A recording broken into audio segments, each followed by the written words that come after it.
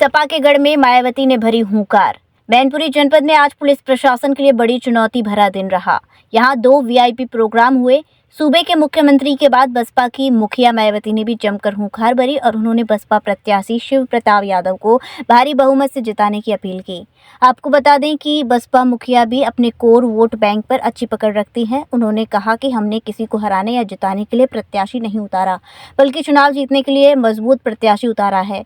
कांग्रेस की तरह ही भाजपा भी सामंतवादी तथा धरातल पर कोई कार्य न करने वाली साबित हुई। उन्होंने सपा, भाजपा, कांग्रेस पर निशाना साधा। बताते चले कि बसपा प्रत्याशी शिव प्रसाद यादव भी वोटों में खासकर घोषी मतदाताओं में अच्छी पकड़ रखते हैं। मायावती के आने से मैनपुरी चुनाव त्रिकोणीय बनती नजर आ रही है। क्या कुछ कहा सुश्री मायावती ने, आप भी सुनिए। और खास तौर से जब त्योहार होते थे, चाहे हिंदू के या मुस्लिम समाज के लोगों के, चाहे हिंदुओं के या मुस्लिम समाज के लोगों के, तो हमेशा यहाँ पर कुछ ना कुछ वारदातें होती रही। लेकिन मेरी हुकूमत में ऐसा कुछ नहीं हुआ।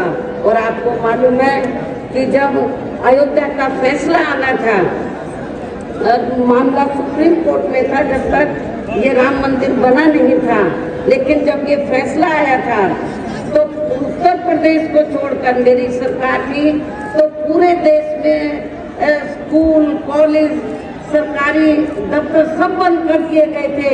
लेकिन उत्तर प्रदेश के अंदर सब सरकारी दफ्तर, कॉलेज, कोर्ट कचहरी सब खुले रहे। लेकिन मेरी उस समय भी कोई ऐसी छोटी सी भी वारदात कोई नहीं हुई। हमने उत्तर प्रदेश के अंदर तो सभी धर्मों को, जातियों के लोगों के मान सम्मान का, उनके जान माल में हिफाजत, उनकी हर प्रकार से हम लोगों ने की, ये आप लोगों को ये मालूम है। और ये सब हमने अपनी यूपी की रही सरकार ने काफी कुछ करके दिखाया है। हमारी सरकार में कोई दंगा फिसाद नहीं हुआ, ये भी आप लोगों को ये मालूम है। जो लोग ये कहते थे कि उत्तर प्रदेश में कुछ नहीं होने वाला, जब भी कोई त्योहार होता था तो जरूर कुछ न कुछ वारदात होती थी। और इतना ही नहीं, मेरी हुकूमत में लॉ एंड ऑर्डर आप लोगों ने देखा है, कानून का राज चलता था मेरी हुकूमत। और जिसकी वजह से हमें वर्तमान बीजेपी की सरकार की तरह हमें कोई बुलडोजर चलाने की जरूरत नहीं पड़ी। हमने कानून द्वारा कानून का राज कायम किया। इसके अलावा हमने यूपी में सर्व समाज में से गरीब एवं बेरोजगार लोगों को बेरोजगारी भत्ता आदि न देकर उन्हें बड़ी तादाद में रोटी रोजी के साधन भी उपलब्ध कराए हैं। जो अब ये कार्य भी अभी खास ठंडे ही पड़े हैं, जिनको फिर सरकार बनने पर, केंद्र में बीएसपी की सरकार बनने पर फिर प्राथमिकता दी जाएगी।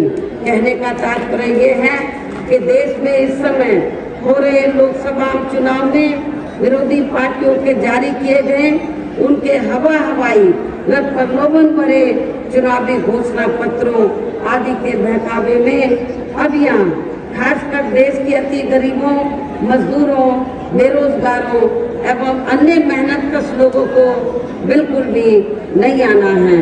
और अब इन्हें ऐसी सभी विरोधी पार्टियों को हर हालत में केंद्र की सत्ता में आने से जरूर रोकना है, जिनकी कथनी व करनी में काफी अंतर रहा है तथा जिन्हें ये लोग वर्षों से आजमा ले चुके हैं। ऐसे में अब मेरा यही कहना है कि आप लोगों को अपने खुद के व अपने प्रदेश व क्षेत्र के तथा देश के भी हित में अपने वोटों को यहाँ कांग्रेस, बीजेपी व अन्य विरोधी पार्टियों को न देकर केवल अपनी एकमात्र हितैषी पार्टी बहुजन समाज पार्टी को ही देना है।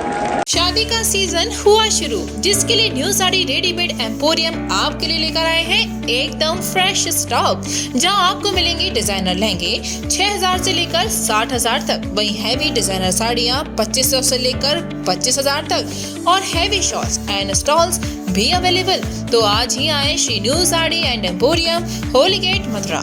वेडिंग कलेक्शन में बहुत सारी नई चीज़ें हमने ऐड करी हैं। न्यू फैब्रिक्स, ऑर्गेन्जा, चिनॉन और आपके नेट के अंदर काफ़ी डिज़ाइनर कॉन्सेप्ट अभी नए आए हैं।